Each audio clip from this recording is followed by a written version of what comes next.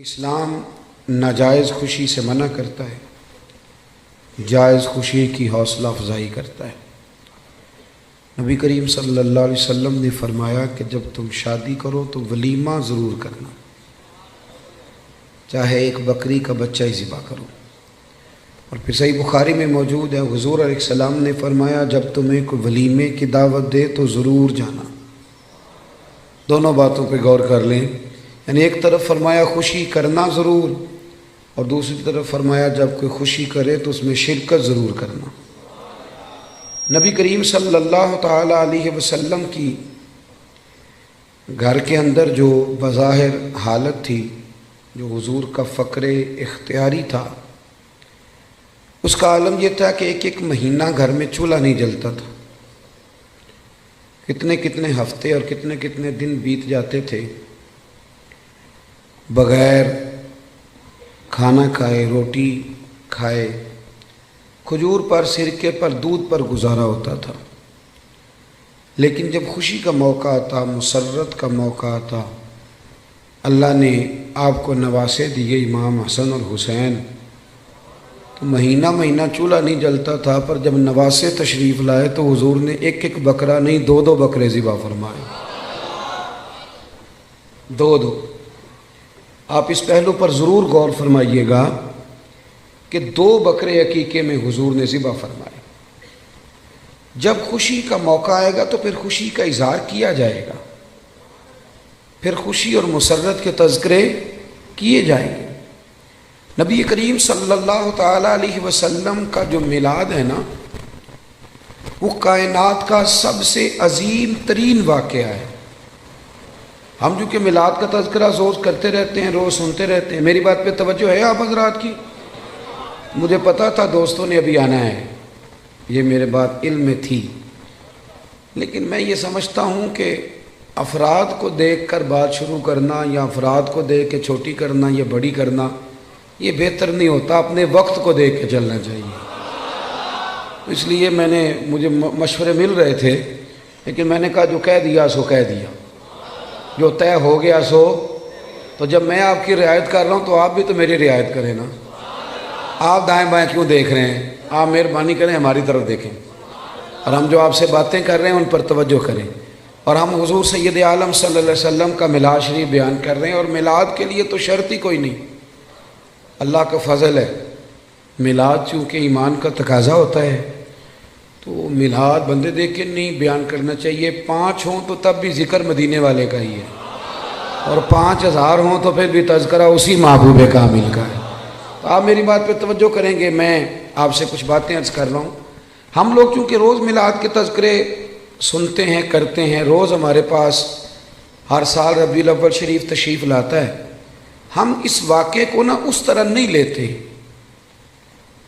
جس طرح کہ یہ شان والا اور عظمت والا واقعہ ہے۔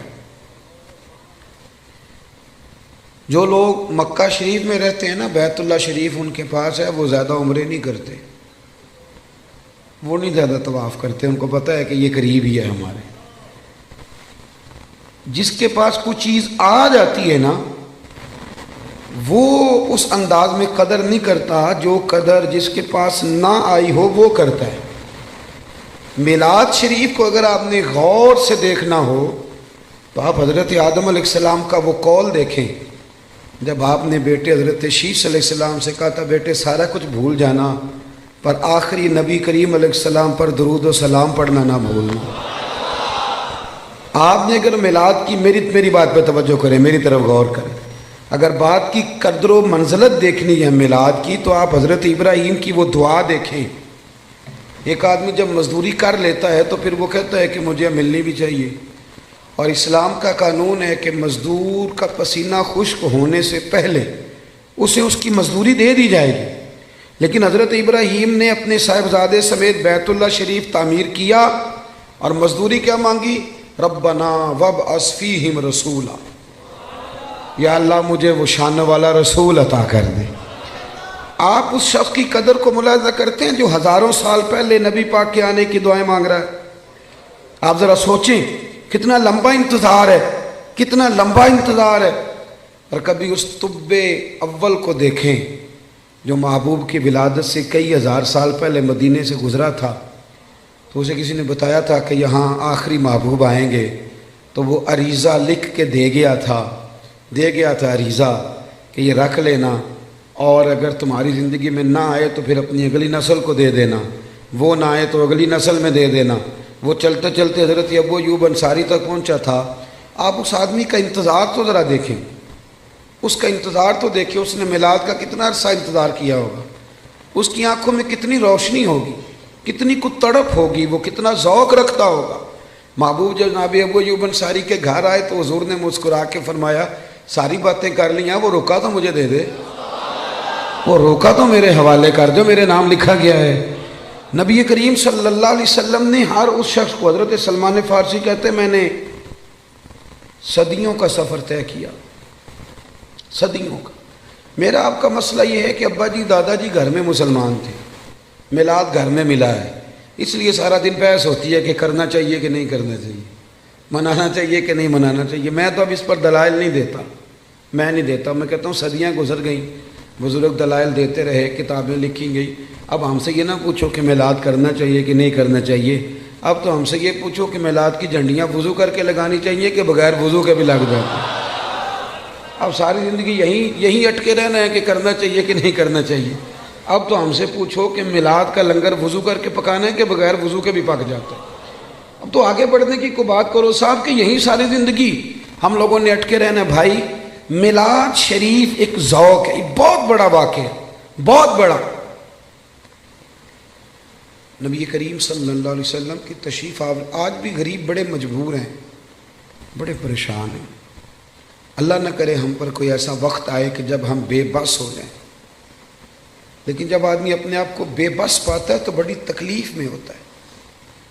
میں دعا کر رہا ہوں اللہ نہ کرے کوئی ایسا وقت آئے، لیکن یارو وہ بیٹی کتنی بے بس تھی، جو زندہ ہوتی تھی اسے اس کا باپ قتل بھی نہیں کرتا تھا، یعنی مارتا بھی نہیں تھا، بلکہ ویسے ہی گڑھا کھود کے نا تو زندہ کوئی، یہ کبھی آپ دیکھیں تو پرانے بادشاہ سزا دیتے تھے، زندہ لوگوں کو چنوا دیتے تھے، یہ بہت بڑی سزا ہوتی تھی۔ اب پتہ نہیں کب اس کا دم گھٹتا ہوگا، کب وہ بیچاری مرتی ہوگی۔ زندہ بچی کو زمین میں رکھ کے اس کے اوپر مٹی ڈال دی جاتی تھی، وہ کتنی کو چیخیں مارتی ہوگی۔ آپ سمجھے اس بات کو کہ وہ لوگ کتنے سخت تھے کہ جو اس قدر زیادہ، آج بھی بڑا گناہ گار شخص بھی ہونا تو بیٹی کا نام لیں تو اس کی آنکھوں میں آنسو آ جاتے ہیں۔ وہ بہت بڑا بھی انسان سخت دل ہو تو بیٹی کبھی رو پڑے تو وہ بھی رو پڑتا ہے۔ تو اسے پوچھو تو صحیح بیٹی سے کہ بیٹی معاملہ کیا ہے، تجھے تو زندہ دفن کیا جاتا تھا تو اب اتنا پیار کیوں ہے؟ تو وہ کہتی ہے پیار اس لیے ہے کہ مدینے والے کا میلاد ہو گیا ہے، اب حضور تشریف لے آئے۔ بھائی آپ اس بات کو سمجھیں، آج بھی جو کسی کا ملازم ہے وہ بڑا پریشان ہے، جو 2 لاکھ روپے ایڈوانس دے کے کسی کو رکھ لیتے ہیں وہ بڑا تنگ کرتے ہیں، اور سارے خاندان سے مزدوری کراتے ہیں۔ آج بھی جس کو 1.5 لاکھ ایڈوانس دے کے ملازم رکھا جاتا ہے اسے تکلیف دی جاتی ہے۔ کبھی تو ایڈوانس والا اتنا پریشان ہے، کبھی اس سے پوچھ کے دیکھو تو جسے خرید لیا جاتا تھا اس کی مرضی کوئی نہیں، کھا نہیں سکتا، پی نہیں سکتا، جا نہیں سکتا، بلکہ یہاں تک حالت تھی کہ وہ اس کی ڈیوٹی ہے اونٹ سنبھالنے کی، تو وہ اپنی مرضی سے اگر اونٹ دھوپ سے کھول کے چھاؤں میں باندھ دیتا تو درے پڑتے تھے۔ تو اتنا سیانہ ہو گیا ہے کہ اب تو پوچھے گا بھی نہیں اور مرضی کے ساتھ تو نے چھاؤں میں باندھ دیا، اور اگر وہ نہیں باندھتا تھا تو پھر بھی مالک مارتا تھا کہ تجھے نہیں پتہ اسے باندھنا ہے، بس وہ غلام جو ہے تو اسے مار پڑتی تھی۔ حضرت ابو ذر غفاری رضی اللہ تعالیٰ عنہ فرماتے میری لوگ مثالیں دیتے تھے، میں اپنے غلاموں کے حق میں بڑا سخت تھا، ناراض نہ ہونا، آج بھی لوگ بڑے سخت ہیں۔ وہ جو ہمارے گھر میں برتن دھوتی ہے نا اس کو لوگ کام والی مائی کہتے ہیں، پڑھا لکھا آدمی کہتا ہے کام والی بی بی آئی ہے کہ نہیں، صفائی والی بی بی آئی ہے کہ نہیں، باتیں ایک ہی ہیں، لیکن اگر اسے پھپھی کہہ لیا جائے تو اس کی عزت بڑھ جائے گی، اگر اسے خالہ کہہ لیا جائے تو اس کی عزت، بات ایک ہی ہے۔ اگر بچوں کو تھوڑا سکھایا جائے اور وہ اس کو آنٹی کہہ کے پکار لیں تو اس میں کوئی فرق، لیکن ہمارا مزاج ہے نا تھوڑی چدراہٹ بیان کرنا۔ میرے گھر میں 6 ملازم ہیں، اللہ اکبر، یہ لفظ کہتے ہوئے دل نہیں ڈرتا، خوف نہیں آتا، یہ بڑے دلیری سے لوگ جملے بولتے ہیں۔ حضرت ابو ایوب انصاری رضی اللہ، حضرت ابو ذر غفاری فرماتے میں غلاموں کے حق میں بڑا سخت تھا، لوگ میری مثالیں دیتے تھے، کہتے تھے پھر تیرا اپنے غلام سے کہتے تھے پھر تیرا وہی حال کریں جو ابو ذر غفاری کرتے ہیں اپنے غلام کا، بڑا مارتا تھا۔ کہتے میں کلمہ پڑھنے کے لیے حاضر ہوا نبی کریم کی بارگاہ میں، حضور نے بڑی نصیحتیں فرمائیں۔ جب میں حضرت زید بن ارقم کے گھر سے باہر نکلنے لگا نا، دار ارقم میں تھے حضور، تو محبوب نے آواز دی، فرمایا ایک بات رہ گئی، یا رسول اللہ حکم کریں، تو فرمایا اپنے غلاموں کے ساتھ اچھا سلوک کرنا۔ آپ فرماتے ہیں گویا میری نبض پہ یاد رکھ دیا نبی پاک، میری نبض پہ، میں نے فوراً عرض کی حضور کس طرح کا سلوک کروں؟ نبی پاک علیہ السلام نے سلوک بھی بتایا، فرمایا جس طرح کا خود کھانا اسی طرح کا انہیں کھلانا۔ یہ میلاد کی تعلیمات ہیں، ان کو ذرا سمجھ کے جائیے گا۔ جس طرح کا خود کھانا اسی طرح کا انہیں کھلانا، اور فرمایا جس طرح کا خود پینا اسی طرح کا انہیں پلانا، اور جس طرح کا خود پہننا اسی طرح کا انہیں پہنانا۔ یہ حضور کی تعلیمات ہیں ملازم کے حق میں۔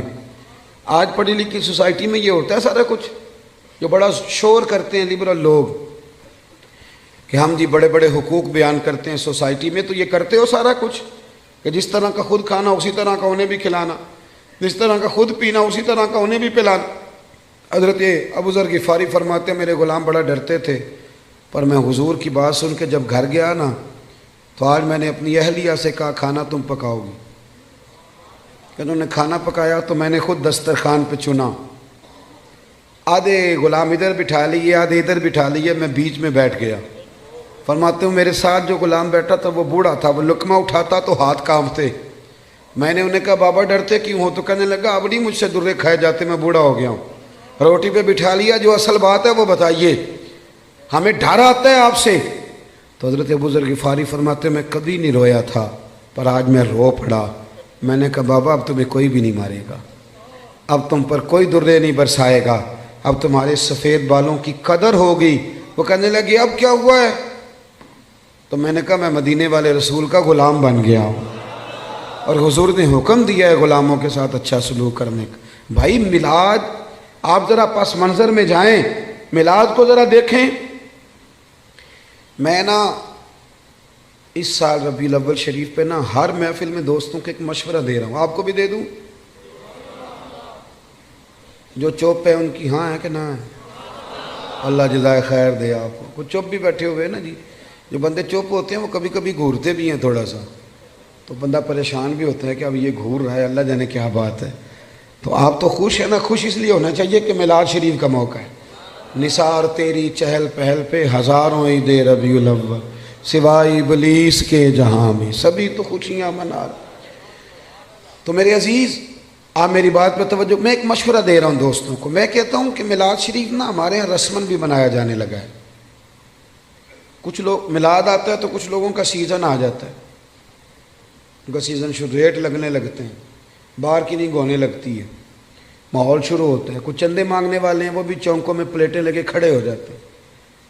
ایک طرف یہ دعویٰ کرتے ہو کہ ہم نبی پاک کے نام کا کھاتے ہیں، ہمارا سارا کچھ حضور کا صدقہ، اور میلاد کی باری آئے تو چندے مانگتے ہو۔ سارے سال میں ایک محفل تو اپنی جیب سے کرا لو، ایک ہی جیب سے کرا لو۔ چلو علامہ صاحب بھی ایک جیب سے کرا لیں، پیر صاحب بھی ایک جیب سے کرا لیں، کوئی ایک تو جیب سے کراؤ۔ ایک طرف کہتے ہو حضور کے نام کا کھاتے ہیں، دوسری طرف پلیٹیں لے کے کھڑے ہو چونکوں میں، یہ کیا معنی ہوا؟ میرے عزیز میلاد جذبات کے ساتھ منائیں، میلاد شوق کے ساتھ منائیں۔ بہت بڑا چودھری، نواب، سیٹھ، بہت بڑا جو ہے وہ انڈسٹری کا مالک 12 ربیع الاول شریف کو نا صبح صبح جھاڑو لے لے اور اپنے محلے کی مسجد میں جا کے جھاڑو دینا شروع کر دے۔ وہ سارے لوگ پوچھیں سیٹھ صاحب آپ نے تو کبھی خود اٹھ کے پانی کا پیالہ نہیں پیا، آج خیریت ہے؟ تو اس کی آنکھیں آنسو بہائیں، وہ کہ یارو آج میں صفائی کروں گا، اس لیے کہ آج کوئی معمولی دن نہیں، آج میرے نبی کریم کے میلاد شریف کا دن ہے۔ یہ ذوق بنے، ذوق۔ علامہ صاحب، پیر صاحب، مفتی صاحب وہ جھاڑو لے لے اور مسجد کی گلی میں صفائی شروع کر دیں، سارے شاگرد اور مرید اور عقیدت مند دوڑ، حضرت میں کرتا ہوں مجھے دے دیں۔ تو وہ کہ نہیں یار تو پیچھے ہٹ جا، مجھ سے تو کسی نے سلام نہیں لینی تھی، میرا تو کسی نے حال نہیں پوچھنا تھا، یہ میری جتنی شانیں ہیں یہ مدینے والے محبوب کے میلاد کا ہی صدقہ ہے۔ آج حضور کا میلاد شریف ہے، 2 جوڑے لے لیے بھائی نے، ایک مٹھائی کا ڈبہ لے لیا اور 10 ربیع الاول کو اپنی بہن کے گھر چلا گیا، جا کے نا اسے مٹھائی کھلائی، 2 جوڑے کپڑوں کے دیے، تو ہمشیرہ بول پڑی، کہنے لگی بھائی تیرے پاس تو ٹائم ہی نہیں ہوتا، تو کیسے آ گیا ہے، تو کیسے آ گیا؟ تو بھائی کی آنکھیں چمک پڑی، وہ کہنے لگا بہن 2 دن بعد نا میرے نبی پاک کا میلاد شریف ہے، تو میں عید میلاد والی عید ہی دینے آیا ہوں۔ تو بہن رو پڑی، نے سارے محلے کو بتایا میرا بھائی اپنے نبی سے بڑا ہی پیار کرتا ہے، بڑا ہی۔ میلاد میں نا جذبات نہیں شامل ہوتے، اب بات رسمن رہ جاتی۔ اب وہ کیفیات جو آدمی اپنے بیٹے کی شادی رکھتا ہے، اس کی بہن اور بہنوئی اگر ناراض ہوں تو وہ منانے نہیں جاتا ان کو، بتاؤ یار شادی ہے، خوشی تمہارے بغیر نہیں ہو سکتی۔ تو میلاد شریف کی جس نے خوشی کرنی ہے اس کے سارے رشتہ دار ناراض ہوں تو اس نے خوشی کیسے منا لی؟ چاہیے تو یہ تھا نا کہ وہ میلاد شریف سے پہلے جاتا ناراض لوگوں کے گھروں میں اور جا کے کہتا ساری خوشیوں سے بڑی خوشی یہ آئی ہے، میں آپ سے معذرت کرنے آیا ہوں، آؤ سارے مل کے اکٹھے ہو کے نبی پاک کا میلاد منائیں۔ ہم اگر میلاد میں جذبات شامل کریں، ذوق شامل کریں، گہرائی میں اتر جائیں، گہرائی میں جائیں، اور پھر جتنی تعلیمات ہیں نبی پاک کے میلاد کی، جتنی تعلیم، دیکھو نا آج بھی جب میلاد کا اسٹیج سجتا ہے نا، جس نے 2 لاکھ روپیہ، 1 لاکھ روپیہ، 50,000 روپیہ تعاون کیا ہوتا ہے نا، وہ اسٹیج پہ بیٹھ جاتا ہے، چاہے وہ سارا سال مسجد نہ آیا ہو۔ اس نے جیب میں رکھی ہوتی ہے، سیاستدان نے، سیٹھ صاحب نے ٹوپی، تو وہ سفید ٹوپی نکالتا ہے، چونکہ اس نے 50,000 دیا تو آ جاتا ہے اسٹیج پہ، اور جن کے ہاتھوں میں نوٹوں کی دتیاں آتی ہیں وہ سارے فرنٹ سیٹ پہ بیٹھے ہوتے ہیں، اور پھر ان کے نام بھی نعت خواں یاد کر لیتے ہیں، اللہ ماشاء اللہ، کہتے ہیں یہ حاجی بڑا عاشق رسول ہے۔ بھی عشق تو اندر کی بات ہے، تجھے کیسے پتہ چلا اس کے اندر ہے کہ نہیں؟ یہ تو تو کیسے گہرائی میں اتر گیا کہ حاجی عاشق رسول ہے، کہ یہاں عشق رسول کے لیے نوٹوں کی دتی کا ہونا ضروری ہے؟ یہ مزاج بدلیں۔ سارا سال ہر اسٹیج پہ امیروں کا قبضہ رہتا ہے، اگر میلاد کے اور سیرت کے اسٹیج پر بھی امیروں کا قبضہ رہا تو غریب بیچارے کدھر گئے؟ ایک تو نیکی کرو، محلے کا جو سب سے غریب آدمی ہے جس کو کبھی کسی نے نہیں پوچھا، اس کے لیے ایک جوڑا بنواؤ، اس کے سر پہ دستار سجاؤ، اور جو فجر کے وقت آ کے مسجد کھولتا ہے، صفائی کرتا ہے، اسے کپڑے پہناؤ اچھے، دستار سجاؤ، میلاد کے اسٹیج پہ بٹھاؤ، تو وہ کہے اب کیا کرنا ہے تو اسے کہو اب کہنا ہے ہم غریبوں کے آقا پہ بے حد درود، ہم غریبوں کے آقا پہ، ہم غریبوں کے آقا پہ بے حد درود، اور ہم فقیروں کی ثروت پہ لاکھوں سلام۔ میلاد میں اصطلاحات کی ضرورت ہے۔ مجھے نہیں اچھا لگتا لنگر ہو میلاد شریف کا اور وہ چھتوں سے بانٹا جائے، ایک طرف لنگر اور وہ بھی لنگر شریف، اور پھینکا جا رہا ہے چھتوں سے۔ میلاد شریف کے لیے میں اپنے ہاں یہ اہتمام کرتا ہوں، میں کہتا ہوں تازی روٹی، آپ باورچی سے کہیں وہ روٹیاں پکائے، صبح فجر کے بعد کھانا شروع ہو جاتا ہے۔ میں اپنے سنگیوں سے کہتا ہوں بھی سارا دن روٹی کھانی ہے آج، سارا دن۔ اس کا طریقہ یہ ہوگا کہ تھوڑی سی اب کھا لو، تھوڑی سی ٹھہر کے کھا لو، تو وہ کیسے کھانی ہے؟ غریبوں کو بلا بلا کے لاؤ۔ آپ کو پتہ ہے نا ہر محفل میں غریبوں کے دسترخوان الگ ہوتے ہیں، امیروں کے دسترخوان۔ پیر صاحب کو چونکہ گلے کی تکلیف ہوتی ہے تو ان کے لیے اللہ ماشاءاللہ دیسی گھی کی یخنی الگ تیار ہوتی، کالی مرچ والی، انہوں نے الگ کھانی ہوتی، وہ سارا بندوبست الگ سے تیار ہوتا ہے، اور غریب آدمی کو پھینکے جاتے ہیں یوں کر۔ یہ اعزاز نہیں۔ میری بات کی سمجھ آ رہی ہے؟ آپ مجھے بتائیں کہ آپ بیٹے کی شادی کریں تو شاپر پھینکیں گے، ڈبے پھینکیں گے، آپ چھتوں سے پھینکیں گے؟ آپ لوگ کہیں گے یہ کیا طریقہ ہے؟ آپ بٹھائیں لوگوں کو اور ان کے ساتھ خود بیٹھیں، سیٹھ صاحب، چودھری صاحب، علامہ صاحب، مفتی صاحب، پیر صاحب، ویسے ہی غریب کے ساتھ بیٹھ جائیں گے نا تو روٹی آنے سے پہلے ہی آدھا پیٹ بھر جائے گا اس کا، وہ سمجھے گا مجھے عزت مل رہی ہے، مجھے وقار مل رہا ہے۔ میلاد کے موقع پر غریب کو بٹھال کے، اللہ کرے کہ ہم یہ خوشی منائیں کہ آج روٹی میں اپنے ہاتھوں سے کھلاؤں گا، آپ کھانے ڈال ڈال کھلائیں، ان کو کھلائیں، ان کی خدمت کریں، اظہار مسرت کریں، شوق پیدا کریں۔ سیاستہ میں روایت ہے، حضرت عتبان بن مالک رضی اللہ تعالیٰ عنہ نابینا صحابی تھے، میرے نبی کریم علیہ السلام کی خدمت عالی مرتبت میں حاضر ہوئے، عرض کی یا رسول اللہ صلی اللہ علیہ وسلم میرا دل کرتا ہے میرے گھر تشریف لائیں۔ صاحب نسیم الریاض نے ایک باب باندھا ہے شرح شفا شریف میں، وہ فرماتے ہیں کہ جب تک نبی کریم علیہ السلام کا شوق نہیں نہ پیدا ہوتا ساری عبادتیں پھیکی رہ جاتی۔ کیا چیز جی؟ شوق۔ نبی کریم علیہ السلام فرماتے ہیں، رب فرماتا ہے جو مجھ سے ملنے کا شوق رکھتا ہے نا، اللہ فرماتا ہے میں بھی اس سے ملنا چاہتا ہوں، اور جس کے دل میں کبھی خواہش نہ پیدا ہوئی کہ میں اپنے رب سے ملوں، رب بھی اس کی ملاقات کو پسند نہیں۔ یہ شوق یعنی حضور علیہ السلام کا شوق، محبوب کے لیے اہتمام، بندوبست، یہ ضروری ہے۔ حضرت عتبان بن مالک عرض کرنے لگے یا رسول اللہ کبھی میرے گھر آئیں، تو نبی رحمت سید عالم صلی اللہ علیہ وسلم نے فرمایا کل ظہر کے بعد آؤں گا۔ کتنے لوگ آئیں؟ عرض کی حضور ظہر کے نمازی سارے ہی آ جائیں۔ حضرت ابو ہریرہ رضی اللہ تعالیٰ عنہ فرماتے ہیں ظہر کے نمازی سارے پہنچ گئے۔ آپ نے مجھ سے ناراض نہیں ہونا چونکہ آج آپ نے سننے کے بلایا ہے، تو جو میں سنا سکتا ہوں وہی سنانا ہے نا، میں نے جو مجھے آتا ہے وہی سنانا ہے نا آپ حضرات کو۔ میرا یہ دعویٰ ہے کہ نعرے سارے لوگ ہی لگاتے ہیں لیکن اپنے اپنے وقت پہ نعرے۔ حضرت ابو ہریرہ فرماتے ہیں کہ جب ہم ان کے گھر گئے تو وہ نعرے لگانے لگے، اور نعرے وہ پتہ کیا لگاتے تھے؟ کہتے تھے لوگوں ذرا جھانک کے تو دیکھو، دنیا میں جو سب سے زیادہ عزت والے ہیں وہ میرے مہمان بنے ہوئے ہیں۔ مجھے ایک سیٹ صاحب کہنے لگے رات محفل میلاد تھی، نعت خانوں نے اور واعظین نے سونے نہیں دیا، تو آپ یہ نہ کریں غریبوں کو دے دیں۔ میں نے کہا سیٹ صاحب آپ گئے تھے محفل میں؟ کہنے لگے نہیں۔ تو میں نے کہا پہلے بھی تو وہاں غریب ہی کھانے جاتے ہیں، امیر کون سا ہوتا ہے ادھر؟ امیر تو جاتا ہے جب ایم پی اے جلسہ کرے تب، ادھر جب ایم این اے کا جلسہ ہوتا ہے تب جاتا ہے، تو وہاں تو پہلے بھی غریب ہی جاتے ہیں۔ تو اور نہ ہے کسی غریب کو اگر کوئی رہ گیا تو وہ ہمیں دے دو، ہم اسے بھی کھلا دیتے ہیں، ورنہ میلاد کی محفلوں میں، اور میں صحیح کہہ رہا ہوں کہ نہیں؟ اور اس کی دلیل ہے ہمارے پاس، نبی پاک علیہ السلام نے فرمایا میرا دین غریبوں میں آیا غریبوں میں رہے گا، اور جب میں قیامت میں جنت میں جاؤں گا تو میرے آگے پیچھے دائیں بائیں غریب لوگ ہی ہوں گے۔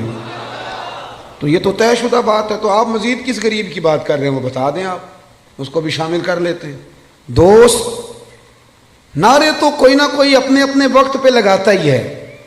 یارو صبح الیکشن شروع ہو جائے تو جو آدمی بڑا سنجیدہ ہے نا، بڑا سیانہ ہے، وہ اپنی گاڑی پہ جھنڈا بھی لگائے گا، اس پہ پوسٹر بھی لگائے گا، اپنی جیب سے فلیکشیں بھی بنوائے گا، فوٹو بھی لگائے گا، اپنے دروازے کے سامنے دفتر بھی کھولے گا، اور وہاں وہ کھانے کے بندوبست بھی کرے گا، اور جب ریلی نکالنی ہوگی تو ریلی بھی نکالے گا، نعرے لگانے ہوں گے تو نعرے بھی لگائے گا۔ وہ الگ بات ہے کہ الیکشن کے 6 ماہ کے بعد کہے گا اوہو بھول گیا ہو، غلط بندے کو ووٹ دے بیٹھا ہوں۔ لیکن نعرے سیٹھ صاحب بھی لگاتے ہیں، نعرے وکلاء بھی نہیں لگاتے؟ ہاں نہ تو کریں نا، نہیں لگاتے تو میں بتاتا ہوں لگاتے ہیں، سارے اپنے اپنے پروگراموں پہ نعرے لگاتے ہیں، لیکن 6 ماہ کے بعد کہتے ہیں غلطی ہو گئی، غلط آدمی کے نعرے لگا بیٹھے، اور یارو چھوڑو، کب تک جھوٹوں کے نعرے لگاؤ گے؟ ہمارے ساتھ مل جاؤ، پہلے دن سے سچے نبی کے نعرے لگا رہے ہیں، ایک دن بھی سجدہ صاف نہیں کرنا پڑا، ایک دن بھی سجدہ صاف نہیں، پہلے دن سے لگا رہے ہیں، اور اعلیٰ حضرت فرماتے ہیں حشر تک ڈالیں گے پیدائش مولا کی دھوم، مثل فارس نجد کے قلعے گراتے جائیں۔ او بھائی ادھر آ جائیں، سچے محبوب۔ حضرت ابو ہریرہ فرماتے ہیں انہوں نے نا شور کرنا شروع کیا، کہنے لگے لوگوں آؤ دیکھو جو سب سے زیادہ عزت والے ہیں وہ میرے مہمان بنے ہوئے۔ پھر انہوں نے کیا کیا؟ سارے محلے کی دعوت پکائی۔ نبی کریم علیہ السلام نے فرمایا ہمیں بلایا تو اب بتاؤ کرنا کیا ہے؟ تو عرض کرنے لگے یا رسول اللہ صلی اللہ علیہ وسلم میرے گھر کے کسی کونے میں 2 رکعتیں نماز پڑھ دیں، میں جب تک زندہ رہوں گا وہاں سجدے ہی ادا کرتا رہوں گا۔ صحابہ کرام کا جو وابستگی ہے نا ذات رسالت کے ساتھ، ہمارے ہاں ایک تو وہ طبقہ ہے جو بیچارہ ابھی تک ابحاث میں الجھا ہوا ہے، اور ایک ہم لوگ ہیں جو منانے والے۔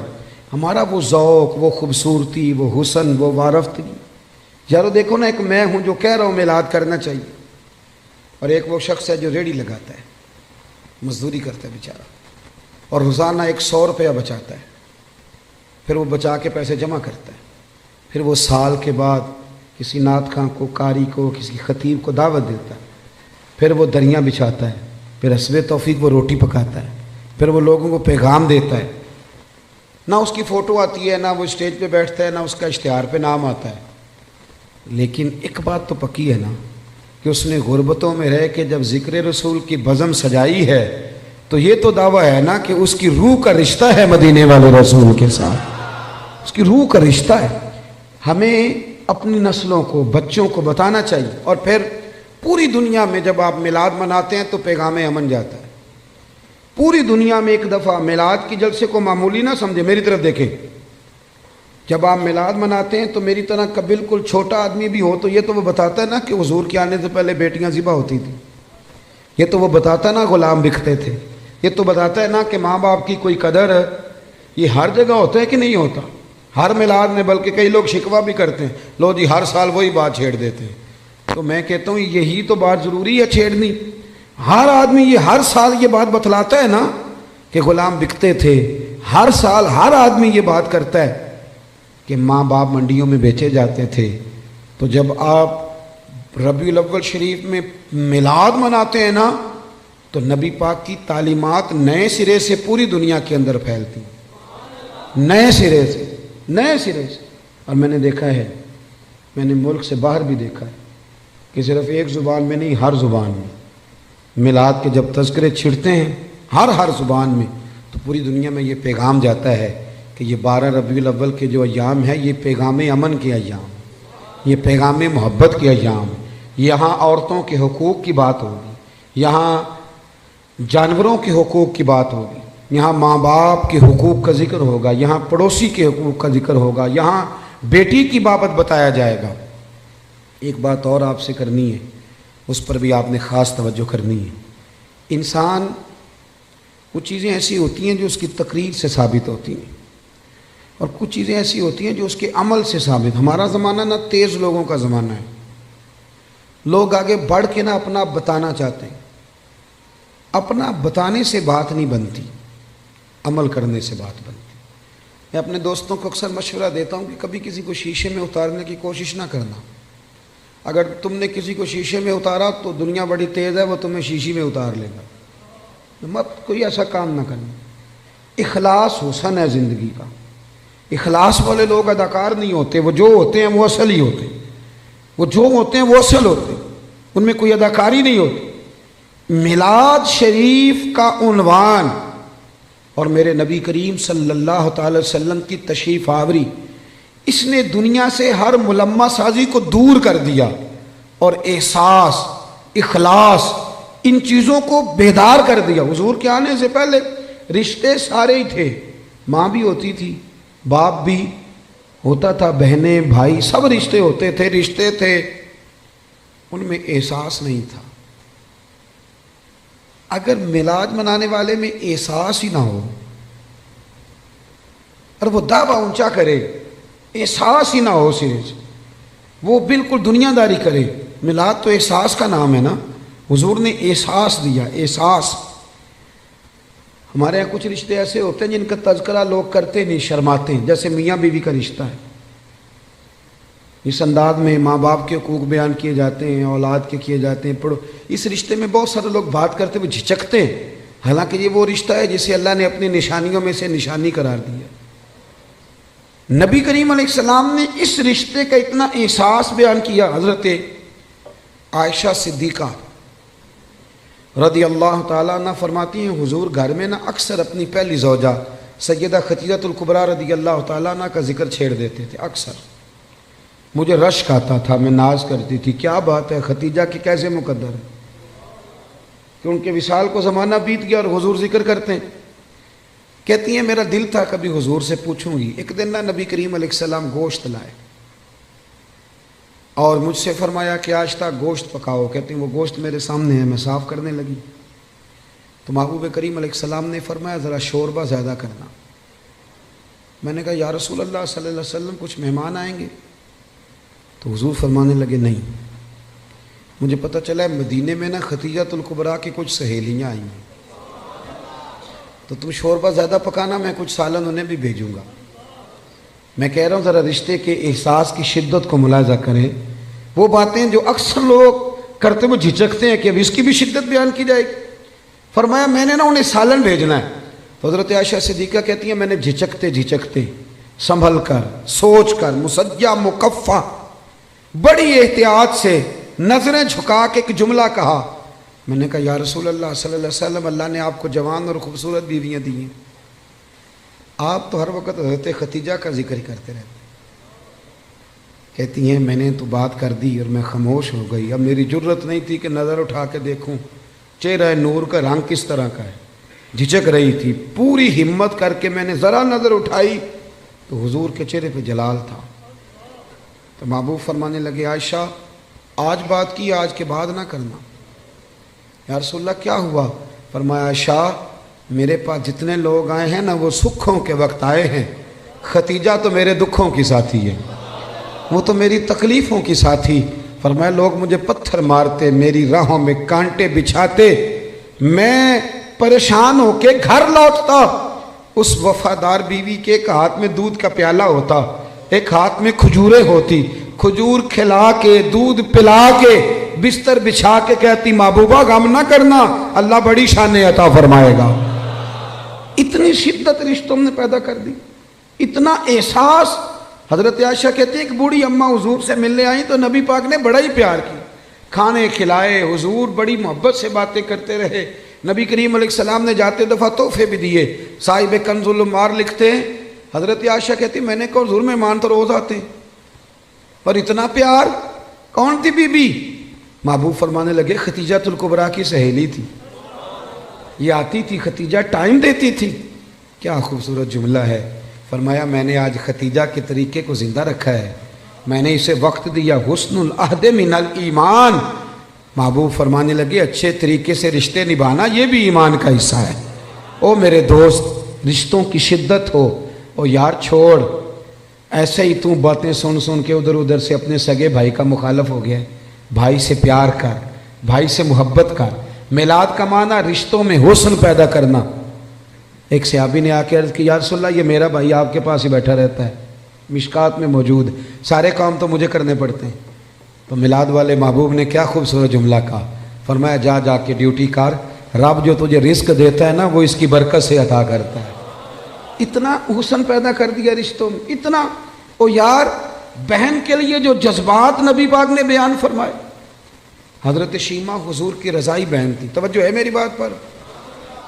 میں ایک شکوہ کر لوں آپ دوستوں سے ہلکا سا، بھائی نہ یاروں کو ٹائم دیتے ہیں، بہنوں کو نہیں دیتے، فون بھی نہیں کرتے۔ بہن پردیس میں نہ انتظار کرتی رہتی ہے کہ چلو کبھی بات کریں۔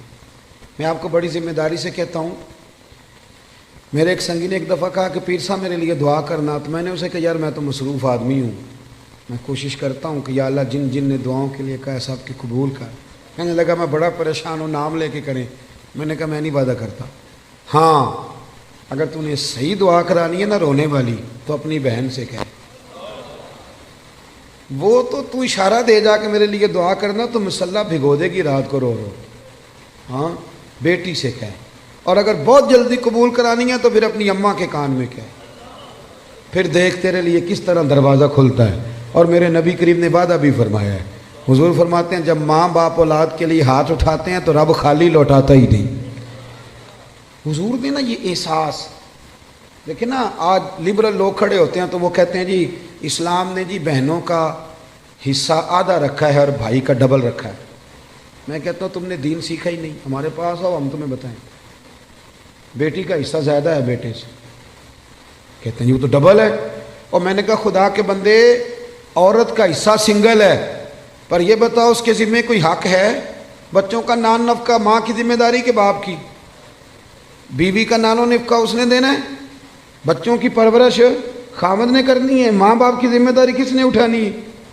عورت کا حصہ سنگل ہے، ذمہ داری کوئی بھی نہیں، وہ سارا اس کے پاس بجٹ ہی بجٹ ہے، وہ لگا دے تو اس کی مہربانی، خرچ کرے تو اچھا، ورنہ اس کے ذمہ کوئی حق نہیں ہے سوائے اس کے کہ زکوٰۃ فرض ہو جائے یا حج فرض ہو جائے یا قربانی واجب ہو جائے، اس کے ذمے کوئی حقوق، مرد کا حصہ ڈبل ہے، پر ذرا اس کی ذمہ داریاں تو دیکھ۔ وہ میری طرف دیکھ کے خوش ہونے لگا، کہنے لگا صاحب آج تو آپ نے رخ ہی بدل دیا بات کا۔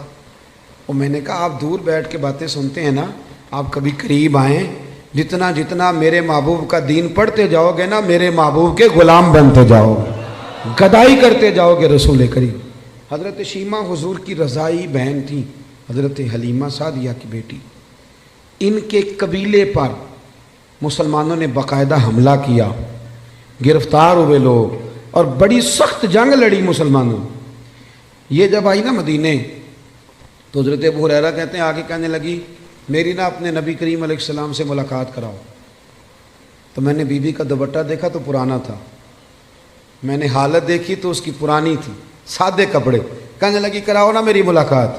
اللہ اکبر، 2-3 دفعہ کہا تو میں نے کہا تم کون ہو؟ کہنے لگی جا کے نا تو محبوب کی بارگاہ میں عرض کرو کہ یا رسول اللہ شیمہ آئی ہے، کان میں کہو۔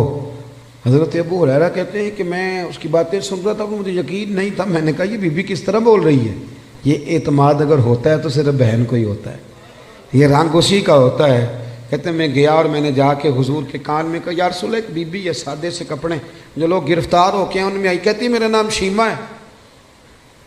حضرت ابو ہریرہ کہتے ہیں محبوب نے تو دونوں مقدس آنکھیں کھول کے میری طرف دیکھا، فرمایا شیمہ؟ یا رسول اللہ ہاں۔ کہتے ہیں حضور اتنی تیزی سے اٹھے کہ چادر مبارک ممبر پہ رہ گئے۔ محبوب گھر لے گئے، کہا عائشہ کو بھی بلاؤ، فاطمہ کو بھی بلاؤ، سودا اور حفصہ کو بھی بلاؤ، میری ہمشیرہ آئی ہے۔ کھانے بننے لگے، خدمتیں ہونے لگی۔ سارا زمانہ ترستا ہے کہ مدینے میں کوئی کلی بن جائے، پر میرے محبوب فرمانے لگے شیمہ تو پسند کرے تو تیرے لیے مدینے میں مکان نہ بنا دوں، اگر تو کہے تو میرے پاس رہ جا میری بہن، یہاں رہ جا۔ حضرت عائشہ کہتی میں رو رہی تھی کہ محبوب اتنا پیار، اتنی محبت، وہ رضائی بہن کے ساتھ۔ میلاد تو احساس کا نام ہے، تیرے اندر احساس ہی نہ ہو اور تو خالی نعرے لگا کہ گھر لوٹ آئے، تو تو میلاد کو کیا سمجھا؟ تو مقصد تک کیسے پہنچا؟ میرے عزیز غور کرے۔ حضرت شیمہ کہنے لگی نہیں میں نے واپس جانا ہے، اور میں ٹھیک ہے میں تیاری کرا دیتا ہوں۔ کہنے لگی اکیلی نہیں جاؤں گی، میرا جتنا قبیلہ گرفتار ہوا ہے سارا آزاد کریں۔ حضرت عائشہ کہتی ہیں پہلے جتنی بھی باتیں ہوتی تھی مشورے سے ہوتی، صحابہ کو بلایا جاتا، مشورہ کیا جاتا، لیکن ادھر بہن کے لب ہلے آزاد کرنے، ادھر حضور نے مشورے نہیں لیا، فرمایا جا سارے ہی آزاد ہیں بغیر مشورے۔ احساس کا نام میلاد ہے، تھوڑا احساس۔ آپ یقین کریں کبھی کبھی بڑی دقت ہوتی ہے، محافل میلاد میں بڑی دقت ہوتی ہے، یار آپ احساس ہی نہیں کر رہے، آپ سمجھ ہی نہیں رہے چیزوں کو کہ یہ کس قدر خوبصورتی کا موقع ہے۔ پوری دنیا کے احساس کا پیغام اگر دیا جا سکتا ہے تو میلاد شریف کے نام پر دیا جا سکتا ہے، میلاد النبی کے نام پر۔ ایک بات اور کرتا ہوں بات سمیٹنے سے پہلے، حضرت ام ایمن رضی اللہ تعالیٰ عنہ، یہ حضرت عبداللہ جو محبوب کے والد گرامی ہیں، حضرت عبداللہ رضی اللہ تعالیٰ عنہ کی آزاد کردہ کنیز تھی۔ حضرت آمنہ کی بھی انہوں نے خدمت کی، نبی کریم کو دودھ بھی پلایا۔ مکہ مکرمہ سے جب ہجرت کر کے لوگ مدینے آئے تو یہ بھی آئی تھی، تو جن لوگوں کو نبی پاک صلی اللہ علیہ وسلم نے بھائی بھائی بنایا تو انہوں نے پھر اپنی جائیدادیں آدھی دے دی تھی، آپ نے سنی ہوئی یہ بات۔ حضرت ام ایمن کو بھی ایک باغ ملا، جب خیبر کے علاقے فتح ہو گئے، بنو نذیر بنو قریظہ کی جائیدادیں آ گئیں، تو نبی پاک صلی اللہ علیہ وسلم نے صحابہ سے فرمایا کہ یہ جو مہاجر ہونا اب یہ تم جائیدادیں لے لو اور اپنے انصار بھائیوں کی زمینیں واپس کر دو۔ سب نے واپس کر دی۔ حضرت ام ایمن کو ایک باغ ملا ہوا تو حضور نے فرمایا آپ بھی واپس کر دیں، بوڑھی تھی، رضائی والدہ تھی، آپ بھی واپس کر دیں۔ کہنے لگی میں تو نہیں کرتی، میں تو نہیں کرتی۔ اب نبی پاک کو کوئی انکار کر سکتا ہے؟ میں نہیں کرتی، مجھے تو پیار ہو گیا۔ حضرت عائشہ صدیقہ رضی اللہ تعالیٰ عنہ کہنے لگی ام ایمن آپ حضور کو انکار کر رہی؟ محبوب فرمانے لگے عائشہ آپ بیچ میں نہ بولے، میں جانوں اور ماں جانے۔ حضرت عائشہ کہتی ہیں میں اس حسن کے قربان جاؤں، حضور منا رہے ہیں نبی کریم، اللہ کرے آپ کو سمجھ آئے۔ یہ جوان بچوں کو میری بات، کبھی کبھی اماں کو منایا کرو، اور یار کبھی کبھی والد سے کہا کرو کہ ابا جی بیٹھو موٹر سائیکل پہ، سردیوں کے کپڑے نہ لے کے آئے۔ کبھی کبھی اماں سے کہا کرو کہ اماں جی آج میرا دل کرتا ہے میری مرضی کا کھانا بناؤ اور کھانا نہ میرے آنے تک دونوں مل کے کھائیں گے۔ اس احساس کا نام میلاد ہے۔ نبی کریم صلی اللہ علیہ وسلم جناب ام ایمن کو منانے لگے، اماں دے دے، سب نے دے دیا، کہنے لگے مجھے پیار بڑا ہو گیا، اتنے سال بیت گئے، مجھے اس باغ سے پیار ہے۔ حضور حضرت ام ایمن کو ساتھ لے کے گئے، پہلے ایک باغ دکھایا، کہنے لگی میں نہیں یہ لیتی، پھر دوسرا دکھایا، یہ بھی نہیں لیتی، چوتھا باغ دکھایا تو کہنے لگے یہ ملے تو میں دے دوں گی۔ محبوب فرمانے لگے الحمدللہ الحمدللہ، انصاری کا باغ بھی واپس ہو گیا ہے اور میری اماں بھی راضی ہو گئی۔ دونوں بات تھوڑا سا نا پیار۔ آپ یقین کریں اس طرح لڑتے ہیں لوگ چوکوں اور بازاروں میں، اتنی گھٹن ہے اور بڑے پریشان ہیں لوگ، بڑی دقت ہے۔ وجہ صرف اتنی ہے کہ وہ جو احساس ہے نا کہ میں ہوں اور اس کے بعد پھر دوبارہ میں ہوں، یہ کبھی ختم ہو جائے نا۔ اور سب نے کوئی نہ کوئی بات اوڑھ لی ہے۔ میرے بھی ذہن میں آ گیا کہ میں پیر صاحب ہوں، میرے بھی تو مرید ہیں نا، میں بھی ایک ادارے کا صدر نشین ہوں، مجھے بھی ماننا چاہیے۔ اس سے تھوڑا نکل آئے، تھوڑا احساس پیدا کریں، عزت دینی شروع کر دیں۔ آپ یقین کریں معاشرے میں ہر بندہ باعزت ہو جائے گا، پیار کرنا شروع کر دیں۔ آپ یقین کریں معاشرے سے ساری نفرتیں ختم ہو جائیں۔ آپ ایک دوسرے کو خوشبو بانٹنی شروع کر دیں، یقین کریں ہر تعفن، ہر بیماری دور ہو جائے گی۔ ہمسائے کا دروازہ صاف کرنے کا ارادہ کر لو، اللہ کریم ہمارے گھروں کو بھی صفائی عطا کر دے گا۔ میں اپنے دوستوں سے کہا کرتا ہوں، ایک صاحب ایک دفعہ آئے، کہنے لگے بڑے علاج کرائے، بڑے تعویذ لیے لیکن اللہ نے اولاد نہیں دی۔ تو میں نے کہا یار اگر نہیں نہ دی تو پھر اللہ کی حکمت ہے، بھائی کے بچے ہیں، بہن کے ہیں، کہنے لگے ہیں۔ تو میں نے کہا ان کو اپنے بچے سمجھ لو، وہ تو اپنے ہی بچے ہیں نا۔ احساس کی بات ہے نا، آپ احساس کر لیں۔ آپ یقین کریں ایک بزرگ تھے تو ان کے پوتے بیاہنے کے قابل ہو گئے تھے، تو بڑی فکر کرتے تھے گھر کی، تو ان کے بچے مجھے کہنے لگے ابا جی فکر سے بیمار ہیں، انہیں سمجھائیں۔ تو میں نے کہا بابا جی آپ چھوڑ کیوں نہیں دیتے؟ کہنے لگے بچپن سے ہی فکر والا ہوں، ماں باپ کی بڑی کی ہے، بہن بھائیوں کی بھی بڑی کی ہے، اولاد کی بھی بڑی کی ہے، جب تک زندہ ہوں فکر ہی کرتا ہوں۔ میرا دل کرتا ہے میری زندگی میں پوتے پوتیاں بھی اپنے اپنے گھر والے ہو جائیں۔ تو اگر تو احساس ہو گیا تو پھر تو بڑی بات ہے، نہ ہوا تو نہ ہوا۔ اپنی زندگی میں شعور لائیں۔ اگر ہم تھوڑا تھوڑا کر کے میلاد کو اس کے حسن کے ساتھ سجانے لگے، پیار کرنے لگے، اور کم از کم یہ سارے دن ہی ہمارے درود و سلام میں گزر جائیں، یہ سارے دن۔ اور اگر 12 ربیع الاول شریف کو بھی کسی نے 5 نمازیں نہ پڑھی تو پھر شکوہ کرنے والا شکوہ تو کرے گا نا، اور صحیح کرے گا کہ وہ نماز جس کے بارے میں نبی پاک نے فرمایا نماز پڑھو گے تو میری آنکھیں ٹھنڈی ہو جائیں گی۔ تو میں نماز پڑھ کے بھی تو انسان نبی کریم کو راضی کرتا ہے نا۔ بہت ساری چیزوں کو آپ حدود میں لائیں۔ آپ کے شہر کا مجھے نہیں پتہ، میں نے اپنے شہر میں دوستوں سے ہاتھ باندھ کی گزارش کی ہے، ہاتھ باندھ، باقاعدہ ہاتھ باندھ کی۔ میں نے کہا تھا مہربانی کرو عورتوں کو ماڈل دیکھنے نہ لانا، ہم پہ رحم کھاؤ۔ یہ کون سا میلاد ہے کہ آپ بیویوں کو موٹر سائیکل پہ بٹھائیں اور بے پردگی کرے راتوں کو؟ یہ کون سا میلاد شریف؟ مہربانی کرنا۔ اور کسی اگر میلاد میں کوئی غیر شرعی حرکت ہوتی ہے تو یاد رکھنا وہ میلاد سے حضور راضی نہیں ہوں گے، بلکہ نبی کریم علیہ السلام کی گریبان تھامیں گے اور سوال کریں گے کہ میرے نام پر یہ دھما چوکڑی، اتنا بڑا ظلم، مہربانی فرمائیں۔ بالکل دائرہ شریعت کے اندر، بالکل۔ اور میلاد میں وہی کام کریں جو ہمارے بزرگوں نے ہمیں دیے ہیں۔ سب سے پہلے تلاوت ہوتی ہے، اس کے بعد نعت شریف کے بعد بیان، اور بیان کے بعد سلام، اور سلام کے بعد، اور آپ کسی کے سامنے یہ والا میلاد پیش کریں گے تو میں ذمہ داری سے کہہ رہا ہوں کہ اس میں سے کوئی چیز ایسی نہیں جس پہ کوئی ناجائز کہہ سکے۔ نہ قرآن پڑھنا ناجائز ہے، نہ نعت پڑھنا، نہ تقریر کرنا ناجائز ہے، نہ محبوب پہ درود و سلام بھیجنا، کوئی ایسی چیز نہیں۔ لیکن بہت اندر رہ کے، اور وہ جو لوگ سیاستدانوں کے نعرے لگاتے ہیں اور سیٹھوں کے جلسوں میں جاتے ہیں، ان سے بھی میری گزارش ہے کہ اگر وہاں کے لیے وقت نکل سکتا ہے تو پھر مہربانی کرنا میلاد کے جلوس میں بھی سب سے اول صفوں میں نظر آنا، اول صفوں میں نظر آنا، اور میلاد کی محفلوں میں بھی ذرا آگے آگے دکھائی دینا۔ دعا کرتا ہوں جو میں کہہ سکا اللہ قبول فرما لے، جہاں ہم بھول گئے اللہ ہم سے درگزر فرمائے۔ اللہم صلی علی سیدنا و مولانا محمد معدن الجود والکرم وعلیہ وبارک وسلم۔ اللہ ہمارا حاضر ہونا قبول فرما، دین کے کاموں میں اخلاص عطا فرما، ریاکاری، بناوٹ، تسنع، ذاتی شہرت، ذاتی مفادات سے محفوظ فرما، ہمارے گناہ معاف فرما، ہماری غلطیوں سے درگزر فرما۔ اللہ نفع والا علم عطا فرما، اخلاص والا عمل نصیب فرما۔ محبوب کے میلاد کا صدقہ امت مسلمہ کے حق میں رحمت والے فیصلے فرما۔ 80 لاکھ کشمیری ظلم کی چکی میں پس رہے ہیں، مالک ان کی مدد فرما۔ سالوں بیت گئے پر برما کے مجبور ابھی بھی خیموں میں رہتے، اللہ ان کی مدد فرما۔ فلسطین کا لوگ ذکر کرنا ہی چھوڑ گئے، اللہ ان بیٹیوں پہ رحم فرما۔ عراق پہ، افغانستان، لیبیا پہ روز بم برستے، اللہ محبوب کریم کی تشریف آوری کا صدقہ امت کے حال پہ رحم فرما۔ پاکستان کو استحکام عطا فرما، نبی کریم علیہ السلام کی شریعت کا یہاں نفاذ فرما، نظام مصطفیٰ علیہ السلام کی ٹھنڈا سویرا ہمیں عطا فرما۔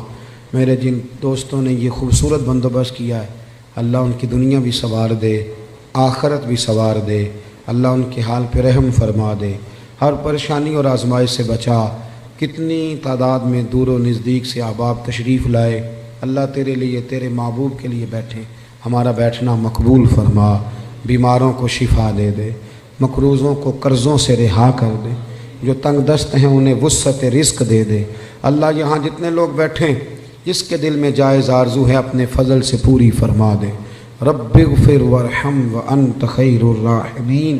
اللہ بالخصوص دعا کرتے ہیں ٹرین کے حادثے میں جو لوگ زخمی ہیں انہیں شفا دے دے، اللہ جن کے پیارے بچھڑ گئے انہیں صبر اور حوصلہ دے دے، ہمیں زمینی اور آسمانی